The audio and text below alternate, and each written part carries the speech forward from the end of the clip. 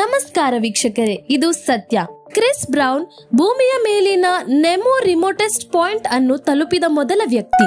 ಬ್ರಿಟನ್ನ Chris brown ಅವರು Pacific ಮಹಾಸಾಗರದಲ್ಲಿ ಪ್ರವೇಶಿಸಲಾಗದ ಸಾಗರ ಧ್ರುವ point ನೆಮೋ ಅನ್ನು ತಲುಪಿದ ಇತಿಹಾಸದಲ್ಲಿ ಮೊದಲ ವ್ಯಕ್ತಿಯಾಗಿದ್ದಾರೆ. ಪಾಯಿಂಟ್ ನೆಮೋ ನ್ಯೂಜಿಲೆಂಡ್ ನ ಪೂರ್ವಕ್ಕೆ ದಕ್ಷಿಣ ಪೆಸಿಫಿಕ್ ಮಹಾಸಾಗರದಲ್ಲಿದೆ. ಪಾಯಿಂಟ್ ನೆಮೋ ಬಾಹ್ಯಾಕಾಶ ನೌಕೆಯ ಸ್ಮಶಾನ ಎಂದು ಕರೆಯಲ್ಪಡುತ್ತದೆ. ಇದು ಪೆಸಿಫಿಕ್ ಮಹಾಸಾಗರದ ತೀರದಿಂದ ಅತ್ಯಂತ ದೂರದ ಬಿಂದುವಾಗಿದೆ.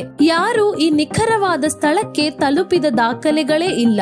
ಜೂಲ್ಸ್ ವರ್ನ್ ಅವರ ಪ್ರಸಿದ್ಧ ಕಾದಂಬರಿ 20,000 ಲೀಗ್ಸ್ ಅಂಡರ್ ದ ಸೀ ನ ಮುಖ್ಯ ಪಾತ್ರದ ಕ್ಯಾಪ್ಟನ್ ನೆಮೋ ಅವರ ಹೆಸರನ್ನು ಈ ಪ್ರದೇಶಕ್ಕೆ ಇಡಲಾಗಿದೆ. ಪಾಯಿಂಟ್ ನೆಮೋ 3 ದ್ವೀಪಗಳ ಮಧ್ಯದಲ್ಲಿದೆ. ಜ್ಯೂಸಿ ದ್ವೀಪ, ಮೋಟುನುಯಿ ಮತ್ತು ಮಹರ್ ದ್ವೀಪ. ಪರಸ್ಪರ ಸುಮಾರು 1600 ಕಿಲೋಮೀಟರ್ ಅಂತರವಿದೆ. ಕಡಿಮೆ ಹಡಗುಗಳು ಇಲ್ಲಿ ಹಾದು ಹೋಗುತ್ತವೆ. ಕ್ರೊಯೇಷಿಯಾದ ಕೆನಡಾದ surveying engineer Hrvoje Lukatela geospatial computer program ಅನ್ನು ಬಳಸಿಕೊಂಡು 1992ರಲ್ಲಿ ದಕ್ಷಿಣ ಪೆಸಿಫಿಕ್ ಮಹಾಸಾಗರದಲ್ಲಿ ಪಾಯಿಂಟ್ ಅನ್ನು ಲೆಕ್ಕ ಹಾಕಿದರು.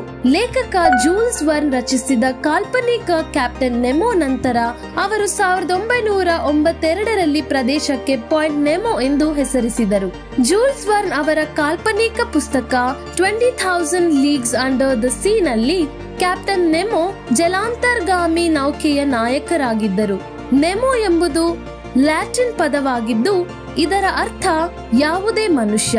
ಇದರ ಬಗ್ಗೆ ಇನ್ನೂ ಒಂದು ಕುತೂಹಲಕಾರಿ ವಿಷಯವಿದೆ. ಪಾಯಿಂಟ್ ನೆಮೋಗೆ ಸಮೀಪದಲ್ಲಿರುವ ಮಾನವ ನಿಲುವು ಕನಿಷ್ಠ 1600 ಕಿಲೋಮೀಟರ್ ದೂರದಲ್ಲಿರುತ್ತದೆ. ಆದರೆ ಅಂತಾರಾಷ್ಟ್ರೀಯ ಬಾಹ್ಯಾಕಾಶ ನಿಲ್ದಾಣದ ಪ್ರಯಾಣಿಕರು ಅದರ ಮೇಲೆ ಹಾರುತ್ತಾರೆ. ಕೇವಲ 416 ಕಿಲೋಮೀಟರ್ ದೂರದಲ್ಲಿ ಉಳಿಯುತ್ತಾರೆ. ಹಾಗೆ ನೋಡಿದರೆ ಪಾಯಿಂಟ್ ನೆಮೋಗೆ ಹತ್ತಿರವಾದವರು ಗಗನಯಾತ್ರಿಗಳು.